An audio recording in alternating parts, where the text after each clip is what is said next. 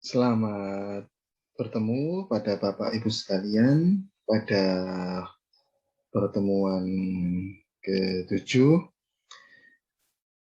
untuk mata kuliah Etika Administrasi Publik. Dalam kesempatan ini kita akan membahas tentang masalah lingkungan. Tentu ini adalah sesuatu yang krusial ya, lingkungan sekarang menjadi isu yang menjadi hal pokok di dunia internasional. Ya. Jadi tentu akan menjadi pertimbangan dalam hal ini pemerintah untuk mengurangi dampak ya pencemaran lingkungan yang ada di Indonesia.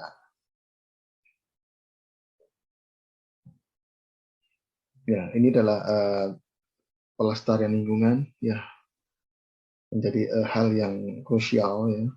Apapun pembangunan itu harus tetap menjaga ekosistem lingkungan. Jangan sampai pembangunan itu akan merusak lingkungan, mencemari lingkungan.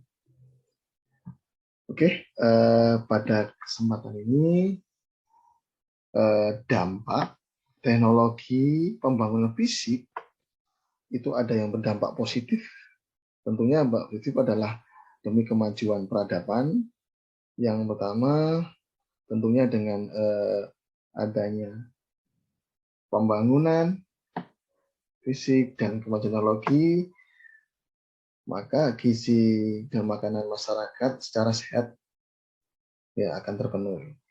Yang kedua, komunikasi bisa berjalan lancar dan cepat. Dengan teknologi yang maju, tentu komunikasi berjalan lancar dan cepat. Ya, dulu mungkin tahun 90-an kita masih menggunakan telepon biasa, atau mungkin di penghujung tahun 90-an kita mulai mengenal HP yang itu pun hanya digunakan untuk SMS model. Tapi saat ini tentu dengan kemajuan cepat, dengan pengembangan cepat, sekarang orang bisa tidak hanya telepon dan SMS, tapi juga bisa saling berdialog secara tatap muka walaupun melalui online, bisa melihat wajah satu sama lain.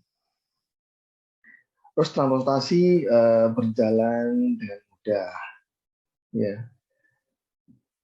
dengan cepat perkembangan. Ya. Dulu teknologi dirgantara, ya, masih sederhana. Sekarang sudah banyak ya, pesawat-pesawat yang bermesin jet, ya. Jadi sudah banyak yang menggunakan teknologi Boeing ya, produk dari Amerika sudah menghantar ke Indonesia. Terus ilmu pengetahuan berkembang semakin cepat. Yang terakhir, hiburan tentu mudah diperoleh.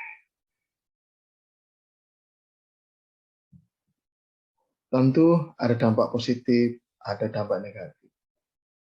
Dengan adanya industrialisasi dan pembangunan yang kurang terencana, tentu berimplikasi kepada kelestarian alam dan lingkungan.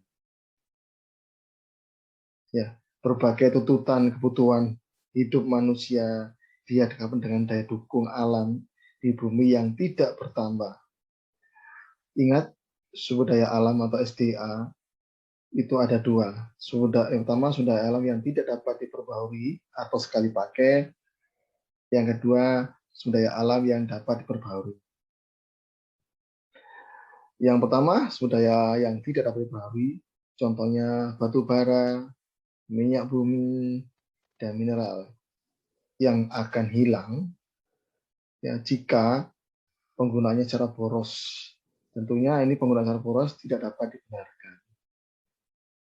Sumber daya yang dapat diperbarui yaitu kayu dan tumbuhan, asalkan pembuatannya secara bijaksana. Dalam skala global, ada masalah bangunan dan lingkungan hidup. Ya, yang pertama menjadi masalah dunia adalah ledakan jumlah penduduk. Ya. Gurun Sahara bertambah luas 60.000 kilometer per tahun. Ya. Yang ketiga, di Amerika dan Kanada terjadi pembuatan tanah subur 4.800 km per tahun. Yang keempat, hutan dibabat 20 hektar per menit. Yang kelima, konservatif kehancuran hutan menjadi lahan kritis mencapai 6 hektar per menit. Yang keenam, pencemaran lingkungan mengancam punahnya 25 jenis tumbuhan dan 1.000 jenis binatang. Yang terakhir inilah, yaitu lapisan pelindung atmosfer, lapisan ozon di atas kutub sudah berlubang besar. Lapisan ozon berlubang, ya, maka sinar ultraviolet dari matahari masuk ke bumi jadi tidak terlindungi. Dampaknya ya seperti kita rasakan saat ini, akibatnya efek rumah kaca, suhu bumi semakin meningkat, dan penyakit kanker kulit juga meningkat. Itu ya secara global. Jadi penyebab lapisan ozon menipis ya itu karena ada polusi industri pemakaian senyawa freon 12 yang terdapat dalam aerosol yang disemprotkan atau alat pendingin. Menurut catatan WMO, World Meteorology Organization, Indonesia adalah pencemar nomor 7 dengan emisi karbon dioksida atau CO2 sebanyak 110 juta ton per tahun. Masalah lingkungan tercemar dan pertumbuhan penduduk. Tentu ingat di berita 4, bangun 5 tahun 4, yaitu 1984, 1989, bangsa Indonesia berusaha beralih dari ketergantungan agraris ke bangun industri. Di sini peningkatan jumlah penduduk ya, tentu akan menambah persoalan pemukiman dan perencanaan tata ruang dan bagaimana cara memenuhi kebutuhan dasar dan pendidikan. Dan tentu ini berimplikasi juga dengan banyaknya jumlah penduduk, maka masalah limbah, yaitu limbah rumah tangga maupun limbah industri maupun limbah kimia akan bertambah juga. Oleh karena itu perlu strategi yang terpadu. Ya, dalam ini perlu kebijakan lingkungan dan kualitas hidup. Ada 5 aspek strategi terpadu dari sudut penduduk. Yang pertama, dari sudut pendudukan, yaitu pemerintah harus menyediakan wilayah-wilayah pemukiman yang sehat.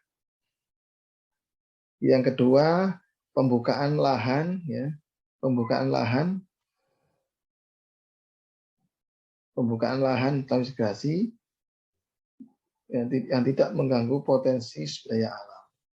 Yang ketiga, memperbaiki kualitas hidup lingkungan di perkotaan. Yang kedua, pembangunan sektoral. Yang pertama, mengurangi pembangunan sektor pertanian yang menggunakan pupuk kimiawi, pestisida, dan herbisida. Yang kedua, ekspor kayu lapis, yang tentunya ini adalah salah satu program sektor industri pemerintah, tetap harus memperhatikan kelestarian hutan, satwa, tanah, air, dan udara. Yang ketiga, para pemegang hak penguasaan hutan harus melatih sistem tembang pilih Indonesia atau TPI, sehingga pembangunan seiring dengan pelestarian. Yang keempat, sektor pariwisata yang tentunya sebagai sumber potensial devisa dikembangkan sambil menjaga lingkungan. Yang kelima, objek wisata pantai, ya, laut, pegunungan, dan wisata budaya jangan sampai tercemar. Yang ketiga, media lingkungan dalam hal ini tanah, air, dan ruang. Yang pertama, tata guna media tersebut direncanakan secara tepat dengan mengindahkan lingkungan. Proyek pengembangan daerah aliran sungai atau DAS, pengaturan tata guna lahan, perencanaan mintakat, atau penyusunan master plan dari pengembangan sebuah kota merupakan sebagian dari penerapan pendekatan. Yang keempat, unsur-unsur penunjang yang terdiri dari pendidikan, pengembangan iptek, pengaturan aparatur, atau pembebanan biaya terhadap konservasi lingkungan. Caranya, yang pertama, ekologi dimasukkan dalam kurikulum pendidikan. Tujuannya untuk memberikan kesadaran pada mahasiswa, ya, dalam hal ini khususnya atau secara umum warga negara untuk menjaga lingkungan. Yang kedua, teknologi pengolahan limbah daur ulang dari bahan-bahan yang renewable yang bisa diperbarui, ya. Terus adanya pembinaan aparat dan perlu terus dikembangkan. Yang ketiga, lingkungan yang terlanjur tercemar, maka kita harus mulai dengan pembayaran biaya pencemaran kepada pihak-pihak yang mencemarkan atau polluters pay principle. Yang terakhir, legalitas. Adanya penerapan undang-undang lingkungan secara tegas, yaitu Undang-Undang Nomor 4 tahun 1982 tentang lingkungan maupun peraturan pemerintah nomor 29 tentang analisis mengenai dampak lingkungan maupun keputusan Menteri nomor 2 Menteri Lingkungan Hidup tahun 98. Dan ini sudah ada berdasarkan undang-undang, sudah ada aturannya. Ada beberapa proyek-proyek yang wajib melakukan AMDAL. Ya. Ada beberapa yang wajib melakukan AMDAL. Ya. Yang pertama, proyek pembangunan prasarana jalan raya, pelabuhan, lapangan terbang. Itu wajib melakukan analisis mengenai dampak lingkungan. Yang kedua, proyek industri dan industrial estate. Yang ketiga, pertambangan yang terjadi strip mining maupun pertambangan pas pantai. Yang keempat, pembangkit energi dan distribusinya. Yang kelima, pemukiman, baik untuk transmigrasi, perencanaan kota baru maupun perluasan kota. Itu wajib harus melakukan AMDAL. Yang keenam, perubahan bentang darat atau landscape seperti penebangan hutan. Itu juga wajib melakukan analisis mengenai dampak lingkungan atau AMDAL. Yang ketujuh, penggunaan bahan kimia. Itu juga wajib melakukan AMDAL.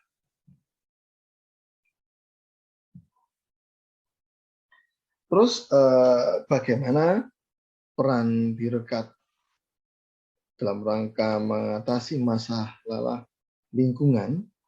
Ya, tentu birokrat yang pertama menanggung kewajiban moral yang tentunya besar terhadap masalah lingkungan, karena dia yang memiliki kekuasaan untuk menentukan pengaturan proyek industri, perizinan lokasi, ataupun memberikan sanksi-sanksi yang dijatuhkan bagi pencemar lingkungan. Ini kewajiban moral. Tentu didukung juga dengan kesadaran etis penting bagi aparatur pemerintah atau birokrat supaya kepentingan rakyat benar-benar terlindungi. Ya, sudah sering terjadi bahwa di dalam memecahkan masalah-masalah lingkungan, tim peneliti tidak menyertakan wakil-wakil dari korban pencemaran. Tentu hal yang paling penting ya jangan sampai terjadi konspirasi antara birokrat dengan pengusaha. Dalam hal ini adalah tidak melaporkan kerusakan lingkungan maupun pencemaran lingkungan yang dilakukan oleh pengusaha dalam membangun industri, proyek industri. Ini yang harus dihindari. Jadi hindari konspirasi antara birokrat dengan usahawan.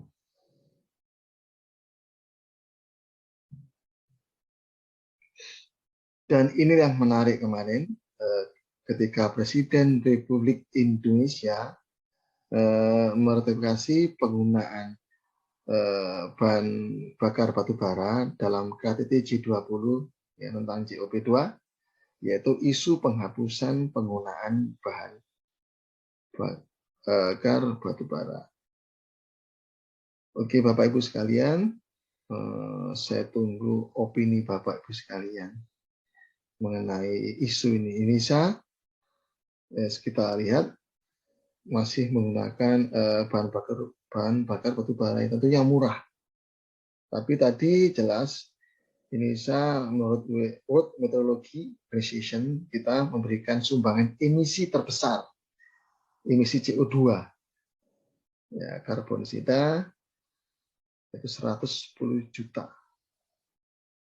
Nah inilah yang menjadi isu. Nah, silakan Bapak Ibu sekalian berikan opini mengenai hal ini. Oke, terima kasih. Assalamualaikum warahmatullahi wabarakatuh. Kurang lebihnya mohon maaf. Ya. Untuk minggu depan, pertemuan ke-8, kita akan melaksanakan ujian tengah semester ya secara online. Ya, demikian Bapak Ibu sekalian. Assalamualaikum warahmatullahi wabarakatuh. Selamat siang atau